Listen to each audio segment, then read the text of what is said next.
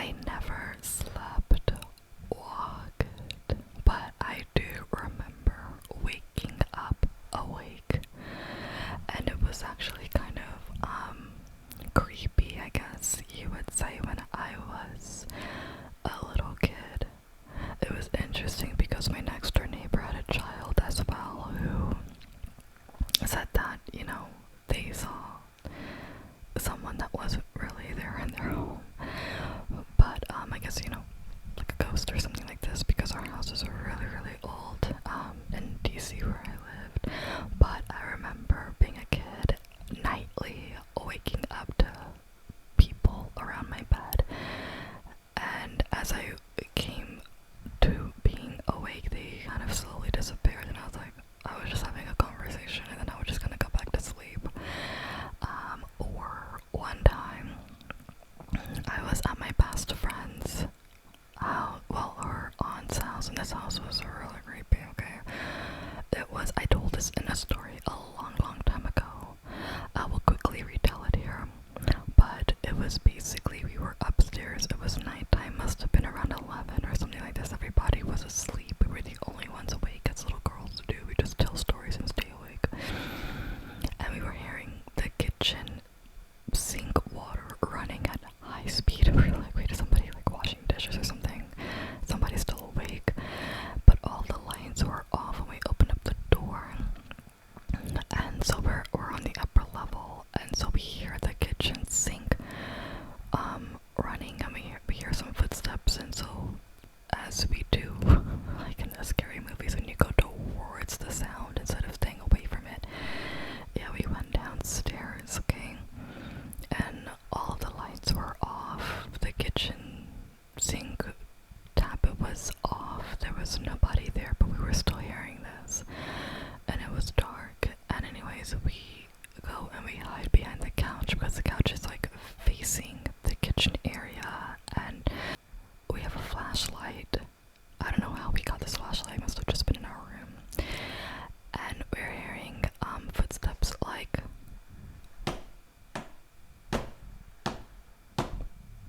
this rhythm, and we're hearing the screen door swing back and forth, and the water running at full speed. And so we flash the flashlight over there to the water where it should be coming from, and there's no water coming out of it. And then we flash it over to the door, and the door is shut. And there is no logical reason for us to still be hearing these sounds. Literally gives me like the creeps thinking about it. And so we just bolt upstairs, we just run upstairs. And I don't think that we ever really talked about it. We ran upstairs and we just ran into our closet and just sat in the closet until we got tired enough to go to sleep. And then our room door was shut, and our aunt had a golden retriever. I love golden retrievers. And I woke up sitting on the headboard watching this dog come, like, he was in the room at the foot of the bed, and come over to my side of the bed and kind of just like sit down or lay down. And I swore that dog was real. And I don't know how long I was sitting there for. It felt like a long time. And then I got back in the bed and went to sleep. And then I remember waking up and looking around for that dog. And I said, the dog was in our room last night. And she said, well, that's not possible, because the dogs, they always stay in a closed room. And not in this dog in particular, it normally stays with my aunt. Something like this. Just as the dogs are not out walking, they're definitely locked away, because she had a few dogs. And another important thing to note was that her door was locked, or not locked, but it was definitely shut, and no dog can open up a door, so there was no dog in her room. It just freaked me the heck out. And I don't know, we were just little girls, so I don't really remember like harping on her, talking about it. Some other things did happen, but these are the only incidents where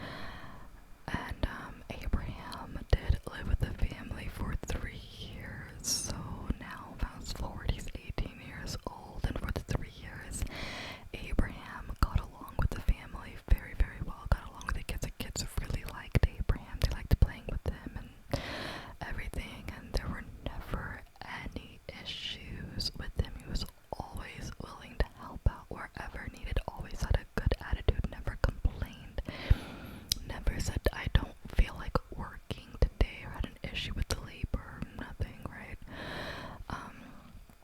It was said that he did seem to have a bad temper with the cattle,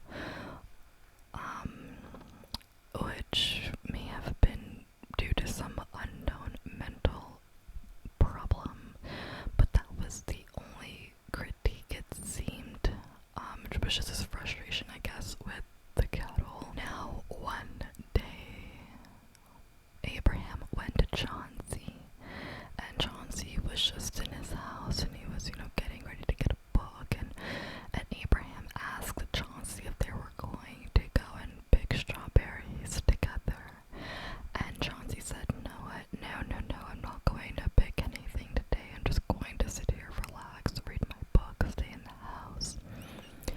Abraham said, okay. So,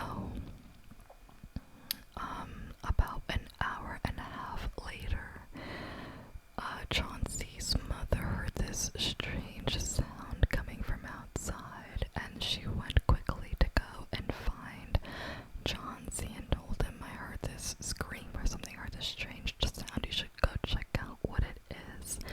And so Chauncey got up and he went to go and investigate, and he went to the farm to figure out where this sound came from. So Chauncey goes and does an investigation, and he goes to the barn, and he finds Abraham alone in the bar, and he asks Abraham, what happened? What was that noise? And Abraham does admit that something happened with his wife, and Chauncey immediately tells him, take me to my wife right now. And Abraham does, because he actually admitted that he hit Sally with a fence post, and she was not in a good condition, so he takes her to his wife, and when she's found, she's still alive, she's still breathing, but she doesn't have very long, so they call for help, but she actually died before the help was able to get there. So there are two stories as to what happened. The first story that Abraham told Chauncey was that he seemed to have been asleep and that he had a toothache, and the last thing that he remembered was sitting down on this tree stump, and then the incident happened and he doesn't remember doing it, which was his defense in court, using sleepwalking as a reason. The other confession that he did make that was not to Abraham was that he went out into the strawberry fields. Now, mind you, where Sally was found, there were no strawberries in this part of the field. So basically, Abraham said that he went out to go pick strawberries. He saw Sally there. Apparently, he made advances towards Sally, and Sally was disgusted, started cursing him, and just completely refused him, and she went back to picking the strawberries. Now, this pissed him off apparently, and he thought about it. He sat down and he thought about it. He said, if I do what I feel like I want to do, I'm gonna have to go to jail. And so he went through with it. He picked up that fence post and he attacked Sally with it, hitting her with it. And that's when the mom heard the scream, and then everything happened after that. Now, the sleepwalking part does not make any sense to me, really, because you just went and asked Chauncey if he was going to be working at picking strawberries, and then at what point do you go to sleep, because you clearly remember going to sit down because you had a toothache, and then you just fell into a sleep and took the lady's life, and then woke up right after. That doesn't make any sense. So